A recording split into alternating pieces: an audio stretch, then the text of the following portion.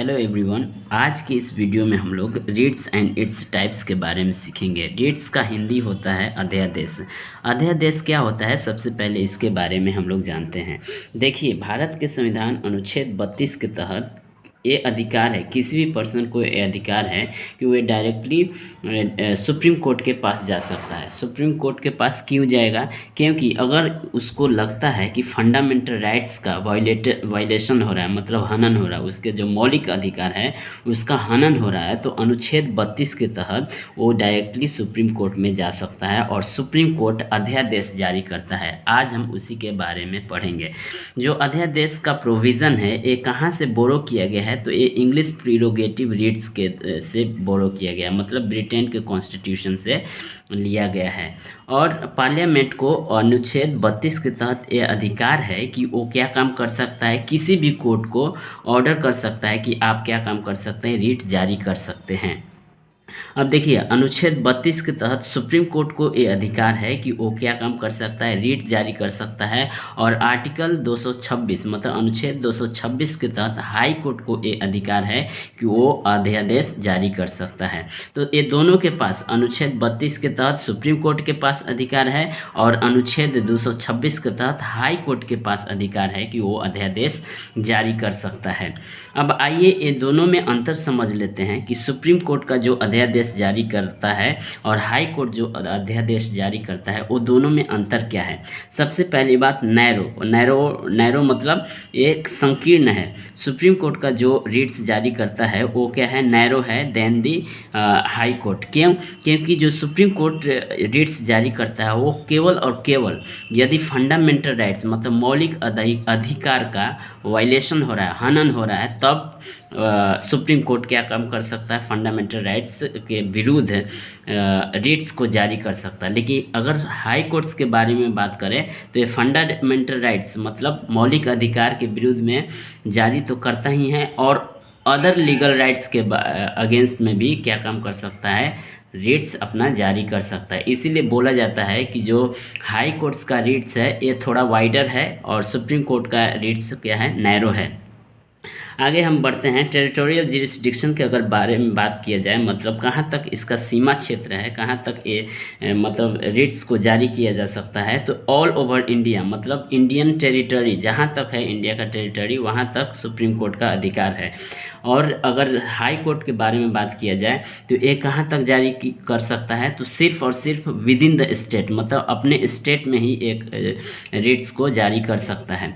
एक बात यहाँ से सीखने के लिए ये है कि 15वां जो कॉन्स्टिट्यूशनल अमेंडमेंट एक्ट था, संविधान संशोधन था 1963 में, उसके द्वारा ये बताया गया है कि हाई कोर्ट्स आउटसाइड जा सकता है। कब? जब जो केस है वो एक्शन अराइज किया गया है with in its territorial jurisdiction, उसका टेरिटोरियल ज्यूरिसडिक्शन के ही अंतर्गत है, तब वो बाहर थोड़ा सा जा सकता है। इसलिए हम यहाँ से ये बात समझते हैं कि जो सुप्रीम कोर्ट का रीट है वो क्या है, वाइडर है।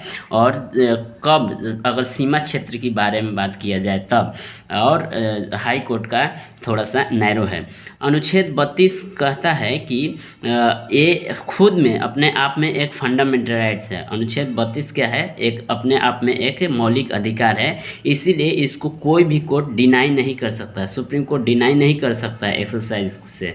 लेकिन अनुच्छेद 226 के बारे में यदि बात किया जाए तो ये फंडामेंटल राइट्स नहीं है, इसीलिए ये discretionary power of the high courts है, मतलब स्वेच्छा हाई कोर्ट का मतलब उच्च न्यायालय का स्वेच्छा पे है, वो इसको मना भी कर सकता है। लेकिन अनुच्छेद 32 को मना डिनाई नहीं किया जा सकता है क्योंकि ये अपने आप में एक फंडामेंटल राइट्स है। ओके, अब आइए आगे हम चलते हैं। इस प्रकार से हम सीख रहे हैं रीट्स के बारे में। रीट्स मुख्यतः 5 प्रकार होते हैं, 5 प्रकार के होते हैं। पहला है हबीज कॉर्पस। हबीज कॉर्पस को हिंदी में बोलते हैं बंदी प्रत्यक्षीकरण। इसका मतलब क्या होता है? इसका मतलब होता है कि to have the body of.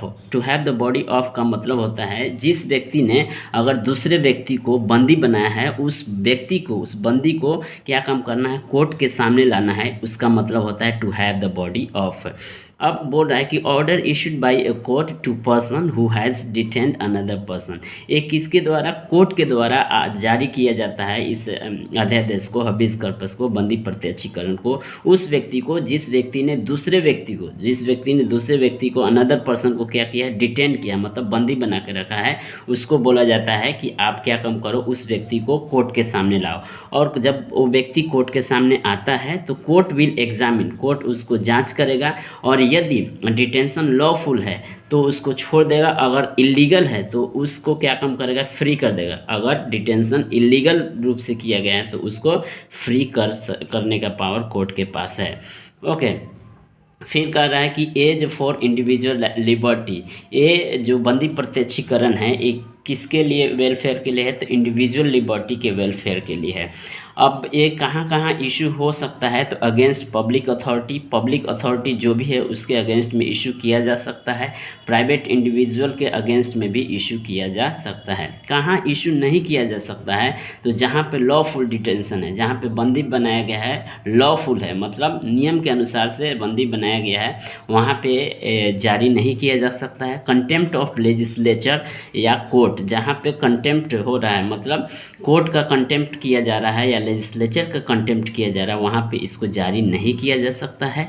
Detention is by competent court, अगर डिटेंशन मतलब बंदी बनाया गया है कॉम्पिटेंट कोर्ट के द्वारा तो वहाँ पे भी इसको जारी नहीं किया जा सकता है। और detention is outside the jurisdiction of a court, यदि कोर्ट का जो ज्यूरिसडिक्शन है, सीमा क्षेत्र है, उससे बाहर है तो वहाँ पे भी इसको इस मतलब बंदी प्रत्यक्षीकरण को, हबीज कॉर्पस को जारी नहीं किया जा सकता है। आइए हम दूसरा अध्यादेश को देखते हैं। दूसरा अध्यादेश है मैंडामस, मतलब इसको हिंदी में बोलते हैं परमादेश। इसका मतलब होता है वी कमांड, मतलब command of a court to public official to perform his duties. एक कोर्ट के द्वारा कमांड दिया जाता है किसको, तो पब्लिक ऑफिशियल को, कि वो जो जिसका वो काम है उसको वो बढ़िया से करे, अच्छा से करे, उसका ड्यूटी जो है उस ड्यूटी को निभाए। Issued against any public body, ये किसके अगेंस्ट में इशू हो सकता है, तो कोई भी पब्लिक बॉडी है, कोई भी पब्लिक ऑफिस है, उसके अगेंस्ट में इशू हो सकता है। एक कॉरपोरेशन के अगेंस्ट में इशू हो सकता है। इन्फीरियर कोर्ट मतलब जो लोअर कोर्ट है, जो नीचे का कोर्ट है, उसके अगेंस्ट में, ट्रिब्यूनल के और गवर्नमेंट मतलब सरकार के विरुद्ध भी ये क्या हो सकता है, परमादेश जारी हो सकता है, मैंडेमस जारी हो सकता है। कहाँ पे इशू नहीं किया जा सकता, कैंट बी इशूड, कहाँ पे इशू नहीं किया जा सकता है, तो अगेंस्ट प्राइवेट इंडिविजुअल, प्राइवेट जो इंडिविजुअल है उसके विरुद्ध इस परमादेश को जारी नहीं किया जा सकता है। अगेंस्ट प्रेसिडेंट ऑफ इंडिया, जो हमारे भारत के राष्ट्रपति हैं, उनके विरुद्ध परमादेश नहीं जारी हो सकता। और गवर्नर्स ऑफ स्टेट, जो भी स्टेट का गवर्नर है, उनके विरुद्ध भी जारी नहीं किया जा सकता है। Chief justice of high court का जो चीफ जस्टिस है, जो एक्टिंग कर रहे हैं एज ए जुडिशियल कैपेसिटी में हैं, उनके विरुद्ध भी ये परमादेश नहीं जारी किया जा सकता है। और डिस्क्रिशनरी नॉट मैंडेटरी ड्यूटी, ऐसा ड्यूटी जो ऐसा काम जो डिस्क्रिशनरी है, मतलब स्वेच्छा के ऊपर है, अगर मन किया तो करेंगे, उसके विरुद्ध जारी नहीं किया जा सकता है। जहाँ मैंडेटरी है उसके विरुद्ध जारी किया जा सकता है, लेकिन जहाँ डिस्क्रिशनरी है मतलब स्वेच्छा से करना है तो करेंगे, नहीं करना है तो नहीं करेंगे, वो ड्यूटी वैसे ड्यूटी के विरुद्ध में जारी नहीं किया जा सकता है। फिर बोल रहा है कि departmental instruction that does not poses statutory force मतलब ऐसा डिपार्टमेंटल इंस्ट्रक्शन जिसमें स्टैट्यूटरी फोर्स मतलब लॉ फोर्स नहीं लगाया गया है, उसके विरुद्ध में भी ये जारी नहीं किया जा सकता है। आइए हम आगे बढ़ते हैं और तीसरा में हम सीखते हैं प्रोहिबिशन, मतलब इस निषेधाज्ञा मतलब मना करना। इसका अर्थ होता है टू फॉरबिड मतलब मना करना। क्या मना करना, बाय अ हायर कोर्ट, ये जारी कहाँ से होता है, हायर कोर्ट के द्वारा जारी होता है। किसके विरुद्ध में, किसके लिए, तो लोअर कोर्ट के लिए जारी होता है। हायर कोर्ट के द्वारा जारी होता है टू लोअर कोर्ट को, मतलब जो नीचे वाले कोर्ट है उसके लिए, या ट्रिब्यूनल के विरुद्ध में जारी होता है। To prevent its jurisdiction that it does not possess, वैसा तो इसको मना करना है कि जो ज्यूरिसडिक्शन, जो आप न्याय वाला काम कर रहे हैं, वो आपके पोजीशन में नहीं आता है, आपके सीमा क्षेत्र में नहीं आता है, उसको मना करने के लिए ये क्या होता है, जारी किया जाता है। हायर कोर्ट के द्वारा जारी किया जाता है लोअर कोर्ट के लिए। Okay, mandamus directs activity. Mandamus क्या करता है? मैंडेमस हम लोग ऊपर सीख कर आए थे। ये बोलता है कि वी कमांड, मतलब आपको काम करना है। ये ऑफिशियल को बोलता है कि आपको काम करना है। लेकिन जो प्रोहिबिशन के अगर बारे में, मैंडेमस क्या काम करता है? एक्टिविटी, काम करने के बारे में बात करता है। लेकिन प्रोहिबिशन क्या काम करता है? इनएक्टिविटी, मतलब बोलता है लोअर कोर्ट को कि आप इस काम को मत कीजिए। ओके, ये मैंडेमस जो प्रोहिबिशन है ये कहाँ इशू हो सकता है? Only against judicial and quasi judicial authority.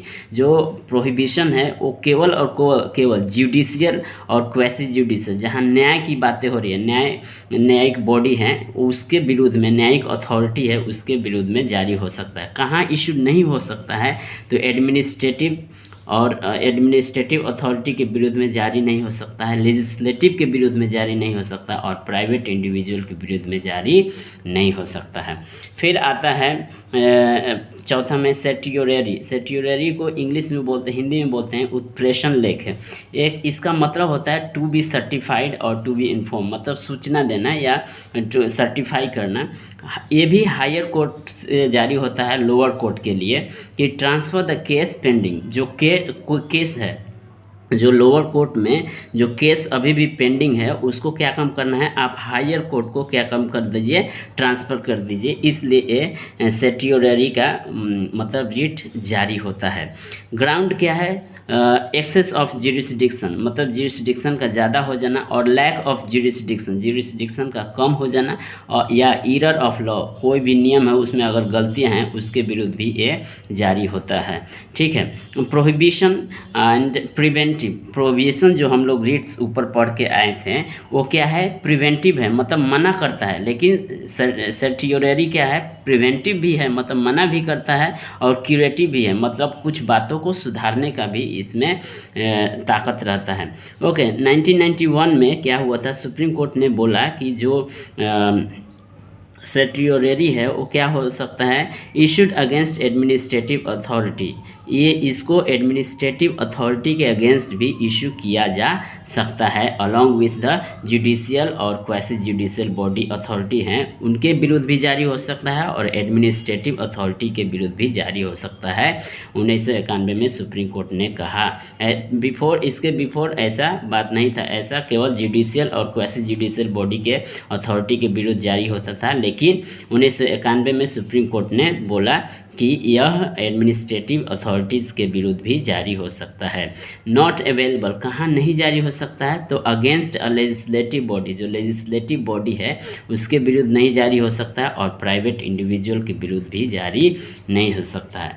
पाँचवा में है क्यो वारंटो। क्यो वारंटो मतलब अधिकार परीक्षा। अधिकार परीक्षा का मतलब होता है बाय व्हाट अथॉरिटी, मतलब किसके अथॉरिटी, किसके अधिकार से, कि कौन सा अधिकार से? To inquire into the legality of a person claim to a public office. मतलब इसका मतलब होता है जब ये अध्यादेश जारी होता है तो इसका मतलब होता है कि कोर्ट क्या काम करेगा? इंक्वायर करेगा, मतलब एग्जामिन करेगा द लीगैलिटी, मतलब लीगल है या नहीं, एक पर्सन का क्लेम जो करता है कि हमने जो पब्लिक ऑफिस में अपना दावा कर रहे हैं कि हाँ ये हमारा पब्लिक ऑफिस है, इसका दावा अगर सही है, लीगल है कि नहीं। फॉर एग्जांपल कोई एक आईएएस ऑफिसर है जो बोलता है कि हम लीगल हैं आईएएस बनने के लिए, तो उसको इंक्वायर करने के लिए कोर्ट ये जारी कर सकता है कि किस अथॉरिटी के द्वारा आप क्या हैं, लीगल हैं इस ऑफिस को होल्ड करने के लिए। ठीक है। To prevent illegal holding of public office, इस अध्यादेश को इसीलिए जारी किया जाता है कि कोई भी व्यक्ति इलीगल होल्डिंग ना कर सके, पब्लिक ऑफिस का कोई भी ऑफिस है उसका इलीगल होल्डिंग ना कर सके, इसलिए इस अध्यादेश को जारी किया जा सकता है। Cantt be issued against ministerial और प्राइवेट ऑफिस। मिनिस्ट्रियल मतलब जो मिनिस्ट्रियल है या प्राइवेट ऑफिस है, प्राइवेट मतलब अपना ऑफिस है, उसके विरुद्ध में ये जारी नहीं किया जा सकता है, ना ही मिनिस्ट्रियल ऑफिस के अगेंस्ट में ये जारी किया जा सकता है।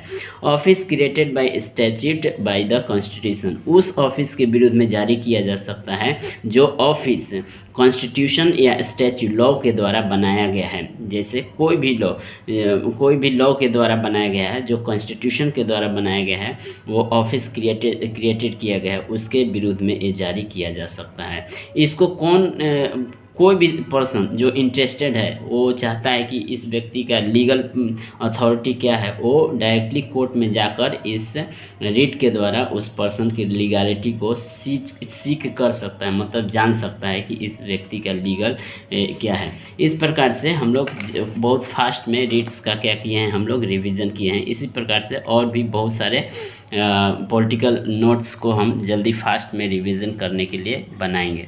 थैंक यू और